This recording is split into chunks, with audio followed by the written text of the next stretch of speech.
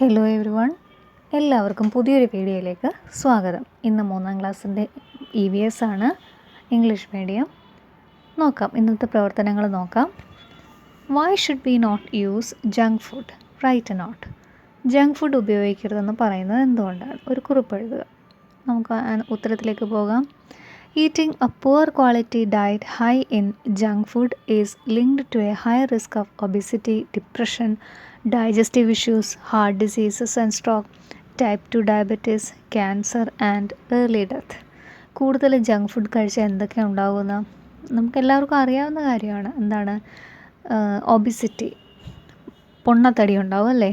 അതുപോലെ depression, digestive issues, ദഹന പ്രശ്നങ്ങൾ, ഹാർട്ട് ഡിസീസസ് ആൻഡ് സ്ട്രോക്ക്, ഹൃദ്രോഗങ്ങളും അതുപോലെ സ്ട്രോക്ക്, പക്ഷാഘാതങ്ങൾ, അതിങ്ങനെ type 2 diabetes, cancer and early death, നേരത്തെയുള്ള മരണം വരെ സംഭവിക്കാവുന്നതാണ്. Junk food lacks fibre. Eating too much of it could lead to constipation. Fibre, നാരുകൾ എന്തെങ്കിലും അടങ്ങിയിട്ടുണ്ടോ? നമ്മൾ പഴങ്ങളും പച്ചക്കറികളൊക്കെ കഴിക്കുമ്പോൾ ധാരാളം നാരുകൾ അതിനകത്ത് അടങ്ങിയിട്ടുണ്ടാവും. അപ്പോൾ നമ്മുടെ ദഹന വ്യവസ്ഥയൊക്കെ നന്നായിട്ട് സഹായിക്കുന്നതാണ്. പക്ഷേ ഈ ജങ്ക് ഫുഡിൽ നാരുകളൊന്നുമില്ല, അതുകൊണ്ട് കോൺസ്റ്റിപ്പേഷനുള്ള സാധ്യതയുണ്ട്, മലബന്ധത്തിനുള്ള സാധ്യതയുണ്ട്. Many fast food meals have added sugar. Not only does that mean extra calories but also little nutrition. ഇതിനകത്ത് ഒരുപാട് ആഡഡ് ഷുഗർ ഉണ്ട്, നമ്മുടെ ശരീരത്തിന് അത് ഒരിക്കലും നല്ലതല്ല. അപ്പോൾ അതിനകത്ത് they lacks nutrition, they also have little nutrition. അതിനകത്ത് ന്യൂട്രീഷൻ ഇല്ല. നമ്മൾ ഈ കഴിക്കുന്ന ജങ്ക് ഫുഡിൽ ഒരിക്കലും ന്യൂട്രീഷനേ ഇല്ല. അതുപോലെ ഒരുപാട് കാലറീസ് ഉണ്ട് താനും. ഒട്ടും ന്യൂട്രീഷൻ ഇല്ല, ഒട്ടും പോഷക ഗുണമുള്ള ആഹാരമല്ല ഈ ജങ്ക് ഫുഡ്. അതുപോലെ അതിനകത്ത് ഒരുപാട് കാലറീസും ഉണ്ടാവും.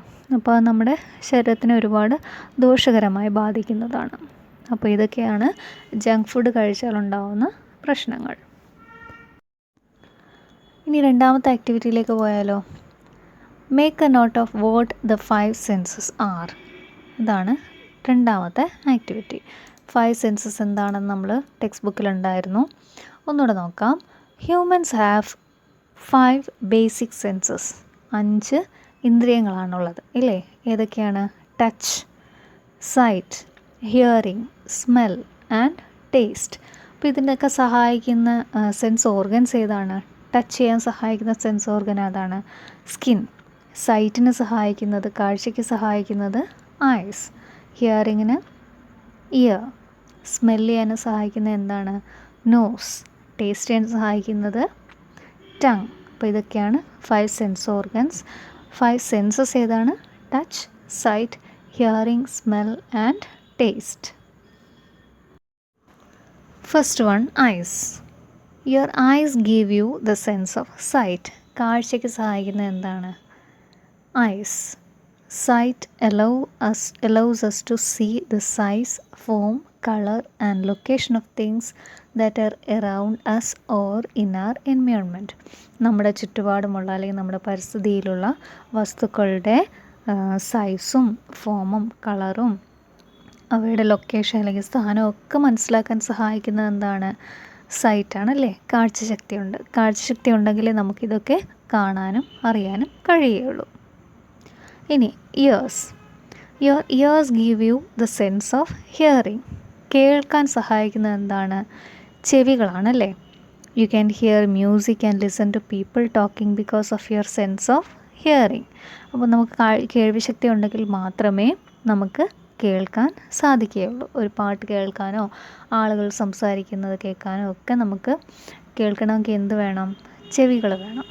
This sense allows us to hear or listen to sounds that are around us. നമ്മുടെ ചുറ്റുമുള്ള ശബ്ദം കേൾക്കണമെങ്കിൽ എന്ത് വേണം? നമുക്ക് കേൾവിശക്തി വേണം. ഇനി the nose. Your nose gives you the sense of smell.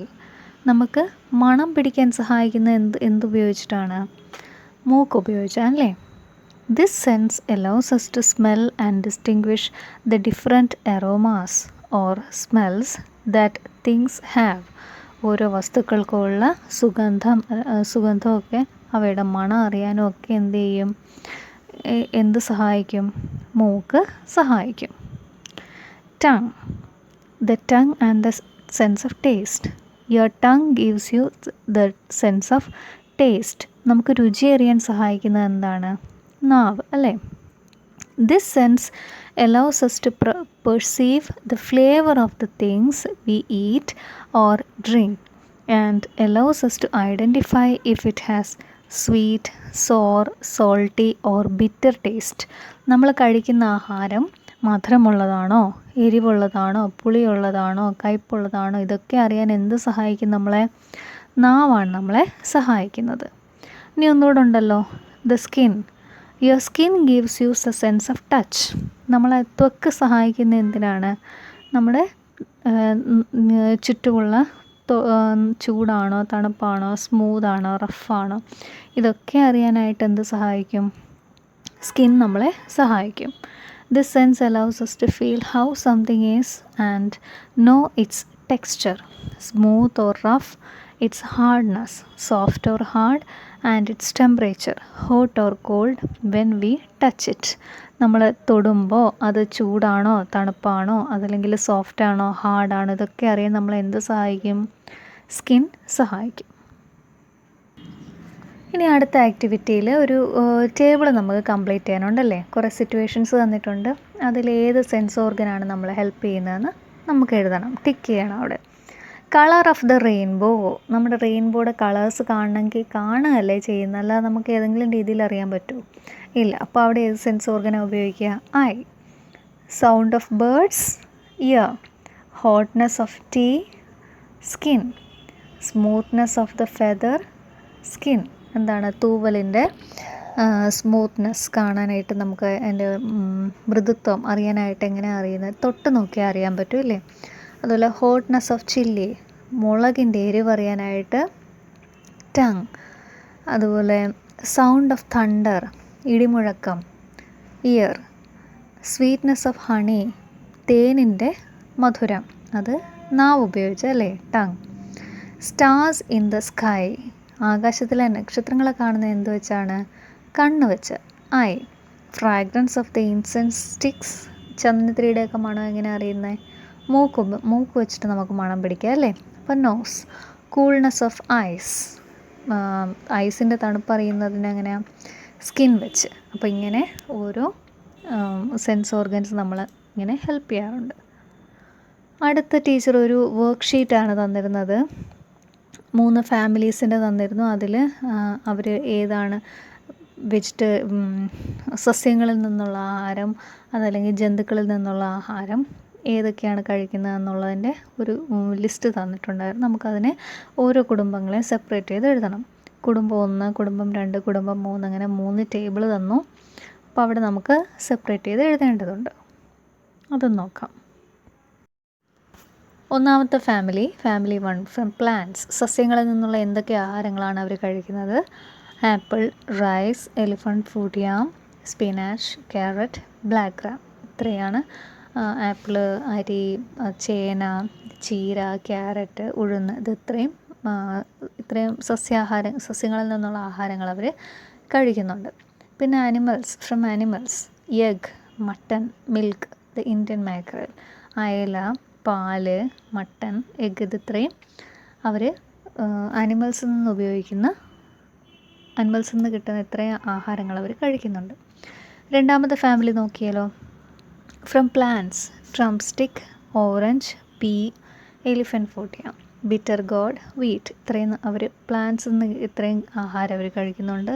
അതുപോലെ ആനിമൽസിൽ നിന്ന് milk, prawns, quail egg, duck meat, ഇത്രയും ആനിമൽസിൽ നിന്ന് കിട്ടുന്ന ആഹാരം അവർ കഴിക്കുന്നുണ്ട്. ഇനി മൂന്നാമത്തെ ഫാമിലി ഫ്രം പ്ലാന്റ്സ്, കെസാവ, മരച്ചീനി, ഓക്ര, ലേഡീസ് ഫിംഗർ, വെണ്ട, മെയ്സ്, ക്യാബേജ്, ചിക്ക് പീസ്, പൈനാപ്പിൾസ്. ഇത്രയും ക്യാബേജ്, കടല, പൈനാപ്പിൾ, ഇത്രയും സസ്യങ്ങളിൽ നിന്നുള്ള ആഹാരവും. ഫ്രം ആനിമൽസ്, എഗ്, സാർഡിൻസ്, മത്തി, ആ സാർഡിൻസ്, ചിക്കൻ, മിൽക്ക്, ഇത്രയും ആനിമൽസിൽ നിന്നുള്ള ആഹാരം അവർ കഴിക്കുന്നുണ്ട്. അപ്പോൾ ഇങ്ങനെ 3 ഫാമിലി ആയിട്ട് നമ്മൾ തിരിച്ച് 3 കോളങ്ങളായിട്ട് എഴുതേണ്ടതായിരുന്നു. പക്ഷേ സ്ഥലപരിമിതി മൂലം ഇങ്ങനെ എഴുതിയിട്ടുണ്ട്. അപ്പോൾ നിങ്ങളത് കോളം വരച്ച് നിങ്ങൾ എഴുതി ബുക്കിലേക്ക് എഴുതിയെടുക്കുക. അപ്പോൾ ഇത്രയൊക്കെയായിരുന്നു ഇന്നത്തെ ആക്ടിവിറ്റീസ്. പുതിയൊരു വീഡിയോയുമായി പിന്നീട് കാണാം. Thank you.